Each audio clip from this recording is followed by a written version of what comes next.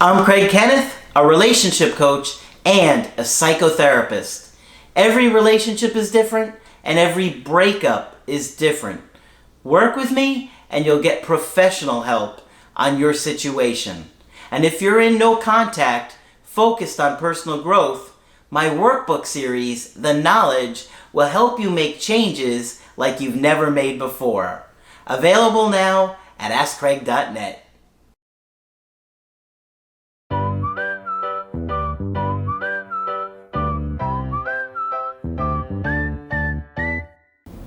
Hi there, I'm Coach Craig Kenneth, and in this video I'm going to be talking to you about why you must allow for time and space. One of the things that we struggle with as human beings in our romantic connections is understanding that a lot of times the people we're dating need a little time and need a little space.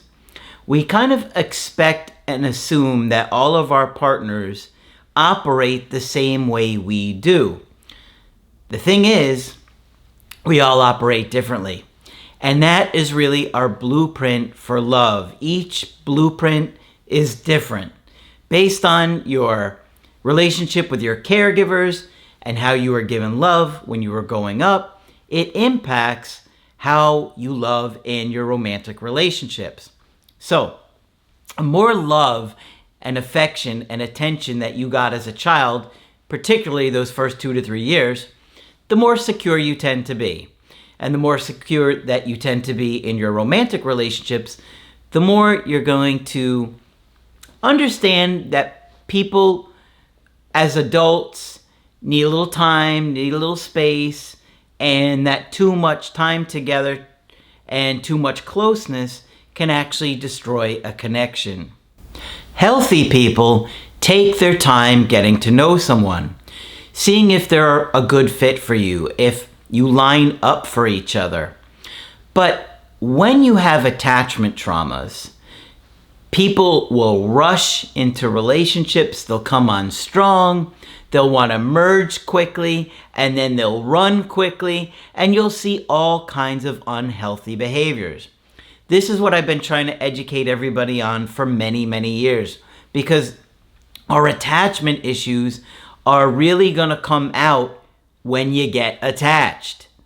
Think about it, right? So this is why I'm always promoting healing yourself, doing the creative healing course in particular, which is very therapeutic in its approach and works on healing attachment issues, even things that are in your unconscious, bringing it forth with the art therapy activities that are in it, right? That's one of the main reasons I did art therapy activities, is to help you get tapping into your unconscious, because that is where a lot of our struggles are. We're just not aware of it.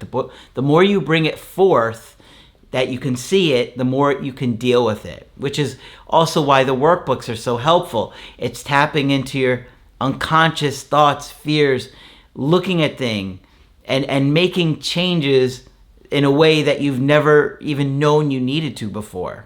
So the more that you are able to give your partner time and space, the more secure it really shows that you are, that you can handle the uncertainty. And that is one of the major reasons that people break up, that people can't handle uncertainty. And that's what, particularly the course and the workbooks are helping you to do, navigate those difficult waters when they come up. Because when you can, and the storm passes, things calm down, right? So today I've got a good email coaching that's gonna kind of show a lot of the struggles that I'm talking about here, okay?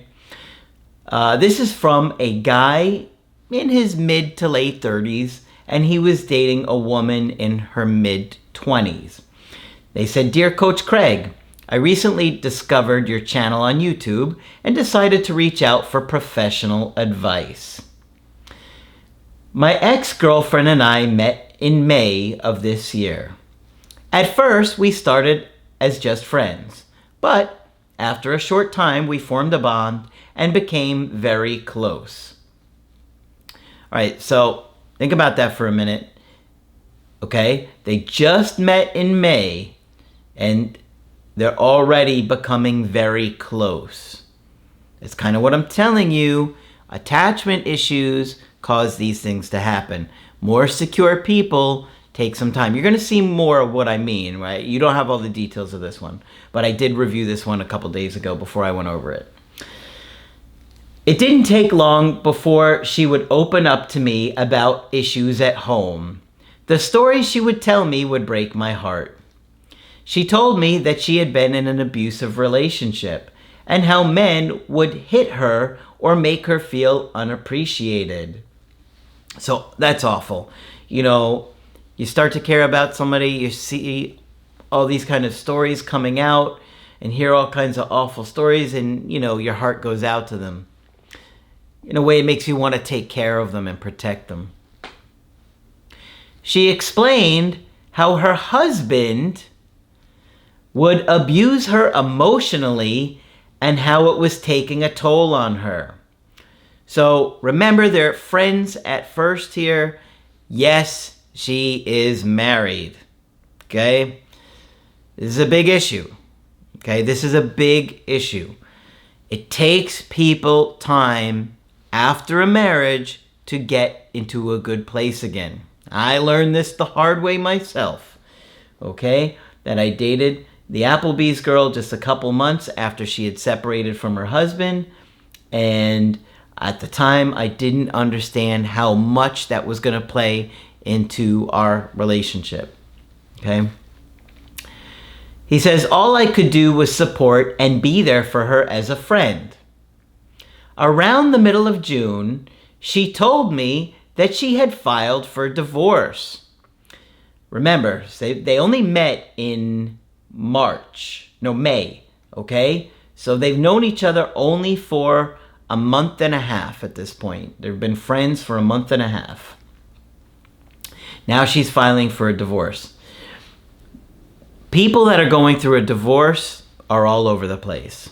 And they're often afraid to be alone. So they often jump into a relationship right as they leave that partner because it makes them feel safe and secure. About a week later, I finally built up the courage to ask her out, as I had developed real feelings for her, and she said yes. I was beyond thrilled. You're getting a little excited there. I understand, but it's going to come back to get you. You've only known her for 6 weeks, and she just filed for separation from her husband, and I don't even know how long she's with the husband for. I don't think he said. Maybe it'll come out later. I had been divorced for over 7 years, and I thought I was going to find love again. When she and I started our relationship, I decided I wanted to take things slow with her. You haven't taken things slow so far. She had just gotten out of a horrible relationship, and I wanted to feel what it was like to be loved and I wanted her to feel like what it was like to be loved and respected. Around the middle of July, we had one minor argument that I still regret.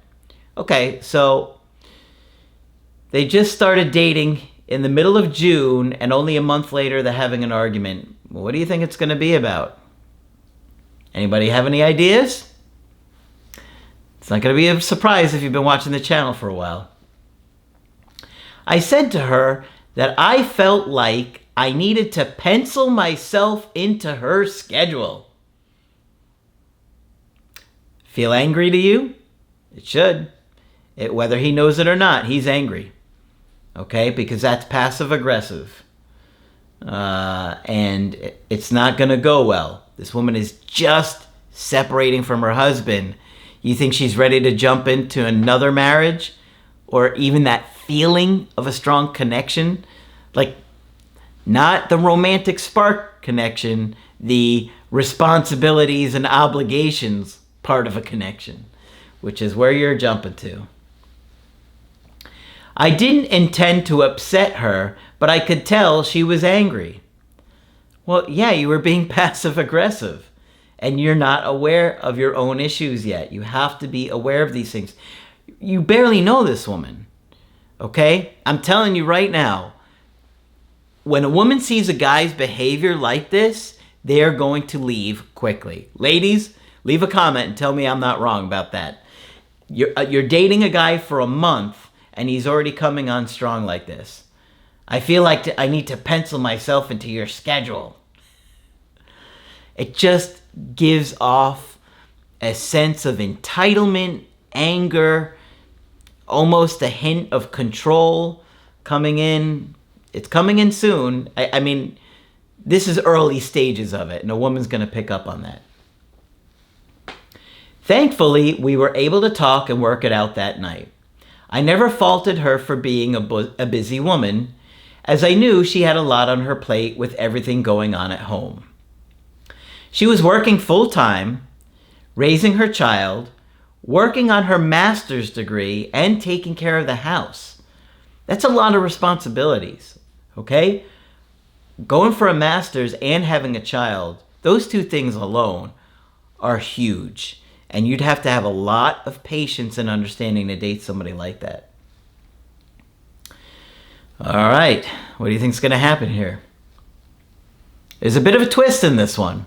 I will tell you that. There is a little bit of a twist that you're not going to see coming. At the beginning of August, our relationship was going well. We were becoming so tight that I could see a future with her. I know you're getting excited, but this is only early August, and you guys just started dating in June. So June to July, July to August, 2 months. And remember, she's just filed for a separation. On August 3rd, I was at work when I received a call from her. I answered the phone and could tell something wasn't right, as she was almost in tears. I asked her what was going on and if everything was okay. She said she had gotten an email from her husband's attorney stating he was fighting the divorce and forcing her to go to court-ordered marriage counseling. Bet you didn't see that one coming. This certainly doesn't come up very often. Imagine that. Imagine being him and imagine being her. What is his motive here, the husband? Forcing her to go into court-ordered marriage counseling? Is he trying to keep her, or does he have some other kind of agenda there? Hard to say. But imagine being her. You want to get rid of this guy. You're finally feeling free of an abusive relationship. And now he's forcing you to go to court-ordered marriage counseling. It would be infuriating if you're her. She must be so angry. Who wouldn't be, right? How dare you? You've treated me terribly for years. You've abused me. I begged you to get therapy. I begged you to get help. I begged you to be, better for us. And you wouldn't do it. And now when I finally leave, you want to keep me stuck. I'm sure she's feeling something along those lines, because how wouldn't you, right? So what do you think happened? She stated for the foreseeable future, she wasn't able to be in a relationship with me.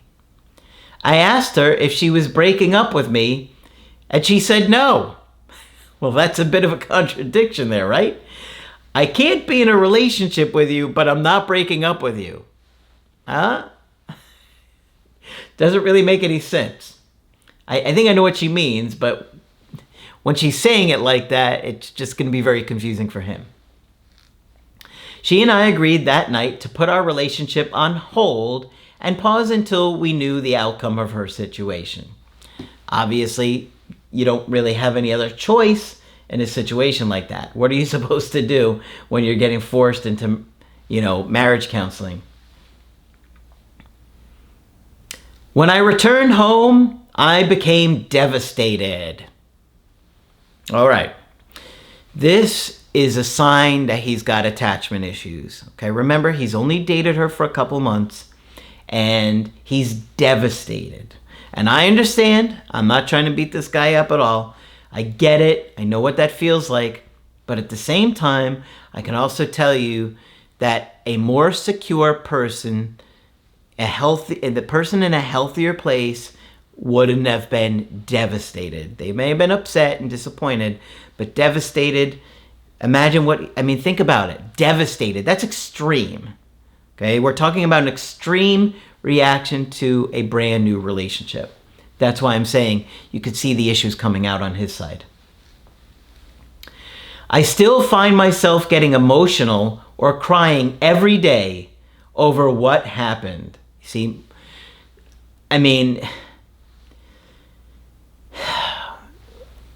when you're in a healthier place and you have a more secure attachment style, you might feel like this after dating somebody for, a year or more, or at least closer to a year. But to get this devastated over somebody that you don't really know, that's reflective of his own issues, okay? So if you're in the same situation, you got to look at what's going on within you, because if you don't fix those attachment issues, they're going to come back out, either when your ex comes back or when you're dating somebody new. I'm telling you, I've seen it many, many, many times. All right, let's keep going. She and I talked or texted every day up until recently.